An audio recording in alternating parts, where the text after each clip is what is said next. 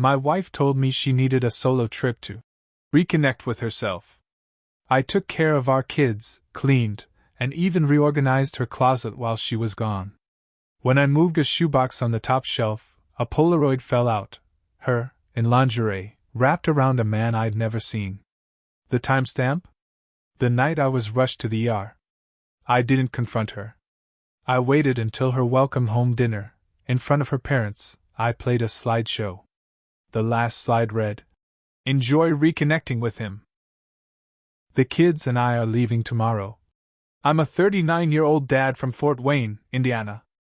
I've worked at the same tool manufacturing plant for 15 years. Good pay, good benefits. I work hard, I come home tired, but I've always tried to put my family first. My wife, Megan, is 37. She used to work as a receptionist at a dentist's office, but she quit a few years ago when our second kid was born. We agreed it was better that she stayed home. I didn't want strangers raising our kids. We've got 2 of them. Sophie is 9, Mason is 6. They're the reason I get up in the morning, even on the hard days. Megan used to laugh more. She used to touch me for no reason. Used to pull me into the kitchen while she cooked and say, "Dance with me, dumbass." That stopped maybe 2 years ago. I chalked it up to stress. The kids. The house. Life.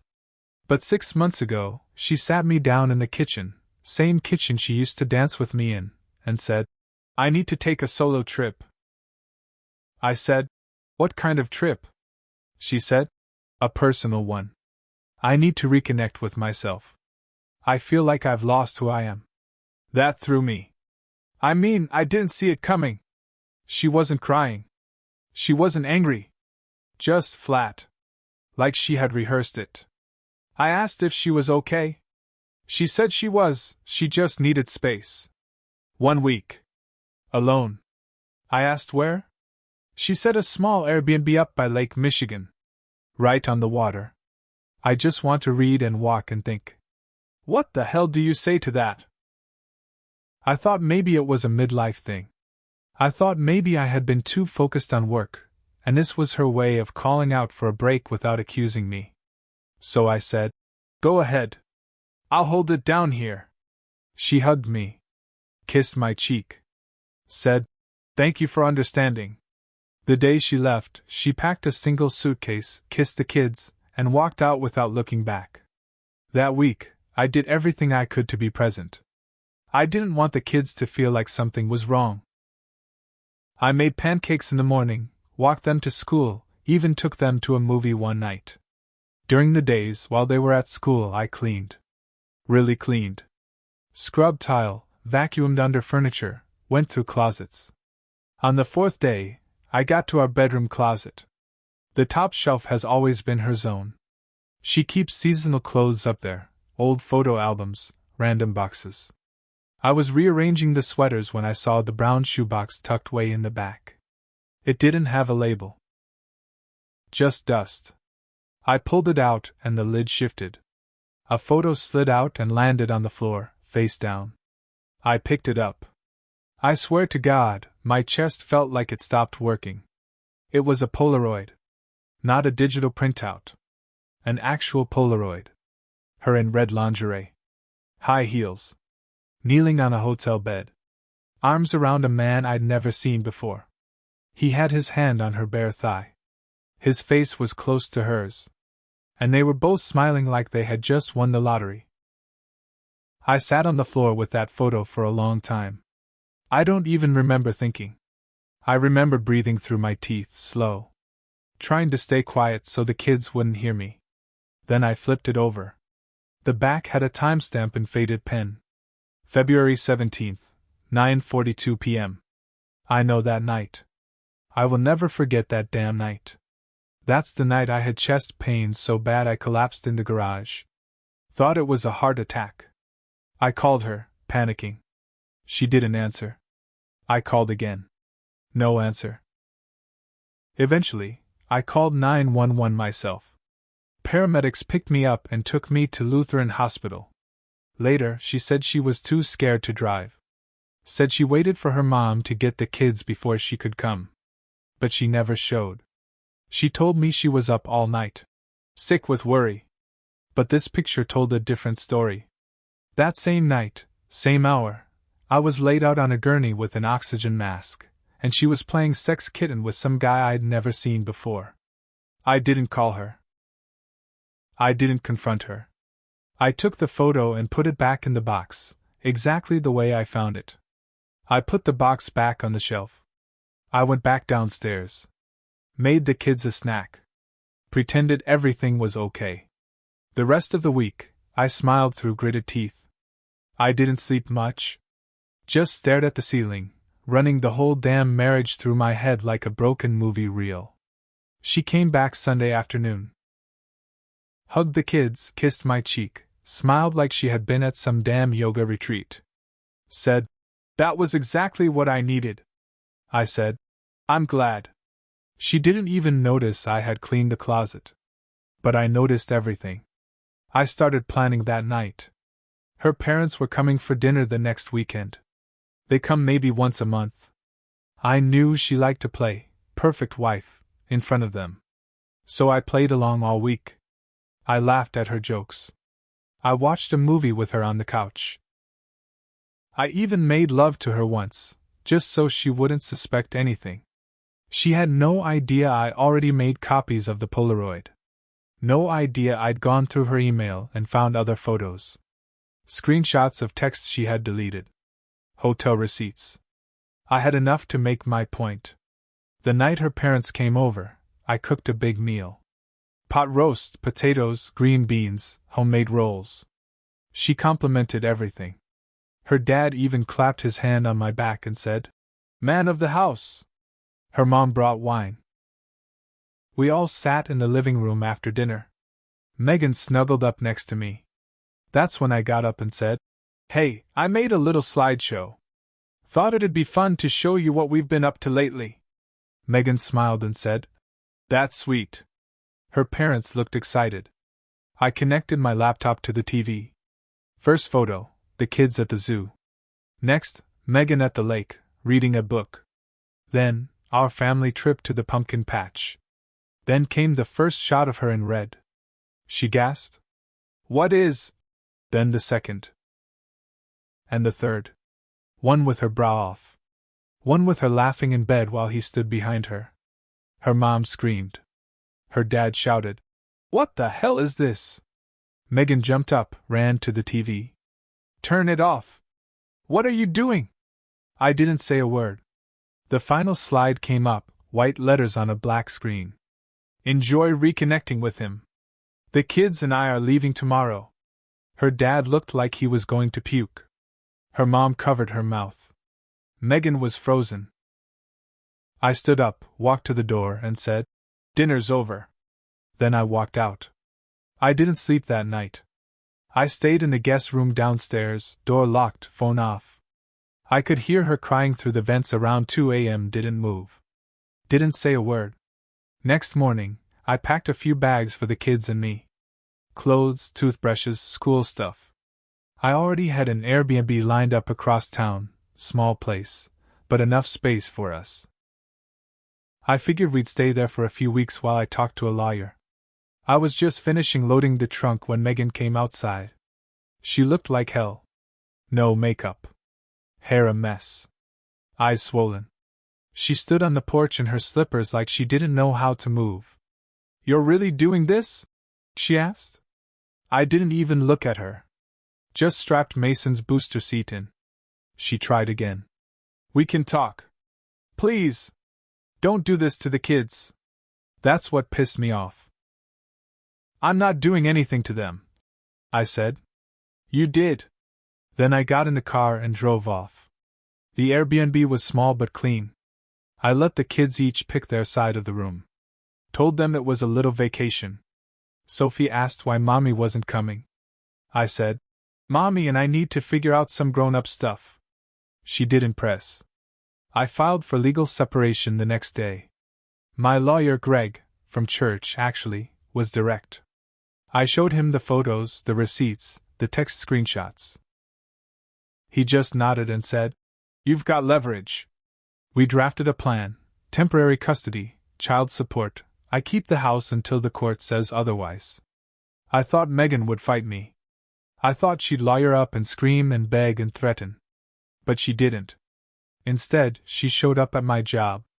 It was Thursday. Lunch break. I was sitting in my truck eating a sandwich when I saw her car pull into the lot. She walked up to the window, knocked, and I cracked it open an inch. "Please talk to me," she said, her voice barely above a whisper. I didn't answer. She held up a manila envelope. "These are letters I wrote. To you. To the kids. I don't expect you to read them now, but please don't throw them away." I didn't take them. I just stared at her through the crack in the window. Then she said it. It wasn't just about sex. I didn't flinch, but inside I cracked. Just a little. "I was lonely," she said.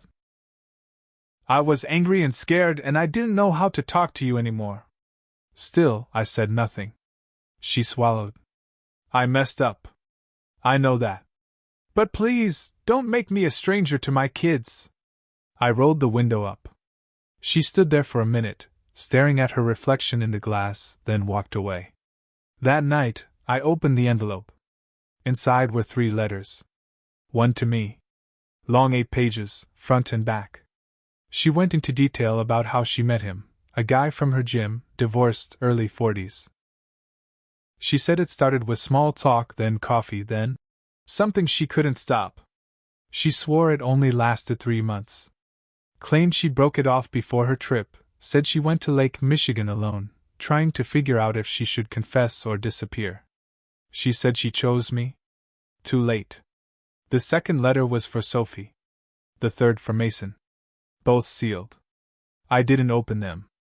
I put them in my glove box and stared at the ceiling of the rental house for hours that night. I couldn't stop thinking, was I really blind? Did I miss the signs? Was I too focused on paying bills and fixing the damn sink to notice my marriage falling apart?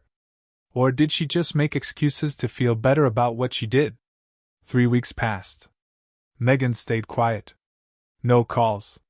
No texts. Her lawyer finally reached out, soft tone, asking about a custody agreement. Then something else happened. Greg called me. Said we needed to meet. Said he found something weird in the financial records. Turned out, Megan had opened a secret account 2 years ago. Under her maiden name. She had moved close to $14,000 overtime, small transfers from our joint account, labeled as groceries or school expenses. I sat in Greg's office staring at the paper. "You think she was planning to leave?" I asked. He shrugged. "Maybe. Or maybe she was just preparing for something. Doesn't look like she spent most of it. Money's still there." I clenched my fists. That money could have gone to the kids' savings. To the damn furnace we kept putting off. And she just siphoned it. That's when I decided. This wasn't just about cheating anymore. This was about betrayal on every level. A week after I found out about the secret account, I got an email from Megan. Subject line: "Please don't let them hate me." She hadn't emailed me once since everything blew up. I almost deleted it. But something made me open it. It was short. She said she was starting therapy. Said she'd tell the truth if the kids ever asked about what happened. Said she'd accept whatever boundaries I needed. But at the end, there was one line that stopped me cold. "He's been showing up at my place. I think he thought I'd leave with him.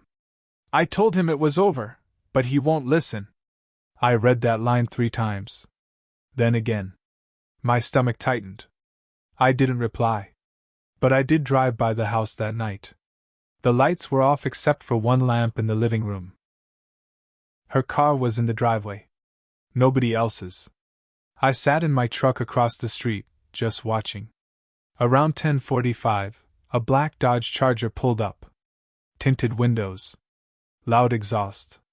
Parked 2 houses down, then a man got out and walked up to the front door. Didn't knock. Just stood there. Hands in his pockets. Then he leaned his head against the door like he was listening. Something about it made my skin crawl. After a minute, he walked back to his car and drove off. Next morning, I called Greg. Told him everything. He said it could be harassment. Said I should document it but not get involved. But I was already involved. This wasn't just my ex-wife's mess anymore. This guy had shown up around my kid's house. That made it my business. 2 days later, I picked up Sophie and Mason from school. Sophie looked nervous. I asked what was wrong. She said, "A man knocked on the door yesterday, while Mommy was upstairs." I pulled over on the side of the road. "What kind of man?" I asked. She shrugged. "Tall. Dark shirt. He asked if Mommy was home." I didn't answer. I just shut the curtain. My blood ran cold. I dropped them at the Airbnb, put on jeans and boots, and drove straight to Megan's. She looked shocked when she opened the door. "What are you doing here?" I didn't answer. I pushed past her into the living room. "Where is he?" Her eyes darted. "He's not here. Is he coming back?" "I don't know." "Did you tell him to stop showing up?" "I've blocked him," she said. "He uses different numbers. Different accounts. He leaves notes in my mailbox." I stood there, hands on my hips, heart pounding. "You brought this into our lives," I said. "You let him in. You made the bed. Now he's circling it like a goddamn wolf." She looked down at the floor. I don't know what hit me then, but I said, "If he comes near the kids again, I will call the cops. I don't care what history you have with him. I don't care what he thinks you owe him." She nodded. I walked to the door. She followed. "Why are you really telling me this now?" I asked. "You think this gets you sympathy?" "No," she said quietly. "I'm scared." That was the first time she'd said something honest in months. I left, but I didn't go far. I called a friend of mine from work, Walt. Big guy, ex-army. He used to work security before the plant. He owed me a favor. "Can you keep an eye on a place for a few days?" I asked. "Yours?" "No," I said. "My ex's." Walt didn't ask questions. Just said, "Send the address." 3 nights later, Walt called me. He showed again. He said, "Same car. Same time. This time he left a note under the mat." "Did you get it?" "Yeah. Got a photo, too." He sent it. It was a crumpled yellow envelope. On the front, "You owe me answers." Inside, a printed photo of Megan and him at a bar, laughing. And a single sentence. "You can't pretend this didn't happen. I'm not going away." I felt the rage bubble up so fast I couldn't breathe. This guy, this clown, was acting like he owned her. Like she was some prize he'd been robbed of. I didn't care what Megan had done. This was something else. This was a threat. To her. To me. To the kids. And I wasn't going to sit back anymore. The next morning, I sat on the edge of the Airbnb bed, staring at that photo Walt sent me. That guy wasn't going away on his own. He felt owed something. Maybe it was Megan. Maybe it was control. But I didn't care. I just knew I had to end it. I dropped the kids at school, told my boss I needed the day off, and went to the county courthouse. Filed a restraining order against the man. His name was Derek Langley, according to what I found through one of Megan's old emails. Included the photo, the envelope, Sophie's story about the knock on the door. The court approved a temporary order. Fast. But I wasn't done. I showed up at Megan's house around 4 p.m. and handed her the court paper. She read it and started crying. "I didn't mean for any of this to happen," she said. "That's the problem, Megan," I told her. "You never meant anything. You just let it all happen." She leaned against the doorframe, rubbing her eyes. "I didn't know he'd turn into this." "You didn't care," I said. "Same way you didn't care that I was lying in the ER while you were rolling around in a hotel bed." She flinched. "I was wrong. You were selfish." She opened her mouth like she wanted to say something, then stopped. Just nodded. That was the last conversation we ever had that wasn't through a lawyer. That weekend, Derek tried to show up again. Walt saw him first, snapped photos, called the cops. They came fast. Hauled him off for violating the order. Megan finally pressed charges. I didn't feel sorry for her. She fed the monster, and it bit her back. But I stayed calm, for the kids. Still, I wanted her to feel the weight of everything she'd done. So when we went to court for custody, I brought it all. The photos. The fake account. The hidden money. The messages. The harassment. The judge didn't look kindly on it. I got full custody. She got supervised visits, twice a month. No overnights. No unsupervised phone calls. She cried when the judge gave the ruling. I didn't. 2 months later, I sold the house. Moved to a rental just outside Fort Wayne. Smaller, cheaper, quieter. The kids adjusted fast. I kept them busy, soccer, school, weekend drives. We built new routines. They still asked about her. I always said, she's working on being better. They didn't need to know everything. But Megan? She had to live with it. She had to live with the silence from her own kids when they didn't want to go see her. She had to live with the whispering looks at church when the story finally made the rounds. She had to live in that empty house, with Derek's threats hanging like fog in the corners. And me? I lived knowing I made mistakes too. I should have paid more attention. Should have asked harder questions. Should have been a better husband before it all went wrong. But I didn't cheat. I didn't lie.